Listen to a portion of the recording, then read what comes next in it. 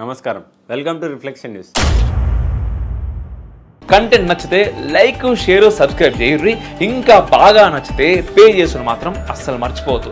మీరు పంపే రూపాయి అయినా కూడా నాకు అది చాలా చాలా చాలా ఇంపార్టెంట్ అండ్ చాలా పెద్దది. తిరుమల లడ్డు వ్యవహారం దేశవ్యాప్తంగా పెద్ద రచ్చ చేసిన తర్వాత ఏపీ మాజీ ముఖ్యమంత్రి వైఎస్ జగన్ సెప్టెంబర్ 28న తిరుమల సందర్శిస్తానంటూ సంచలన నిర్ణయం తీసుకున్న విషయం తెలిసిందే.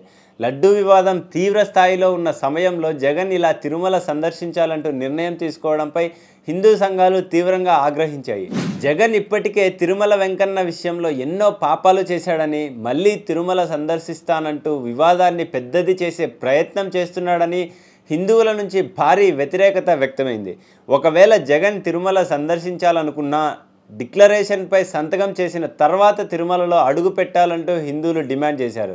మొత్తానికి హిందువుల నుంచి వస్తున్న వ్యతిరేకతను ఎదుర్కోలేక జగన్ తన తిరుమల పర్యటన రద్దు చేసుకుంటున్నట్టు ప్రకటించాడు.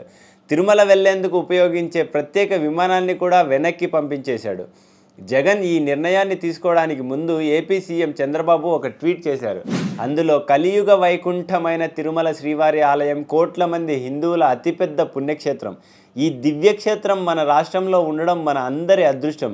ఏడుకొండలవాడి పవిత్రతను కాపాడేందుకు, భక్తుల మనోభావాలను పరిరక్షించేందుకు మా ప్రభుత్వం ఎప్పుడూ అత్యంత ప్రాధాన్యమిస్తుంది. తిరుమల దర్శనానికి వెళ్ళే ప్రతి భక్తుడు అత్యంత నియమ నిష్టలతో, శ్రద్ధాశక్తులతో స్వామివారిని కొలుస్తారు.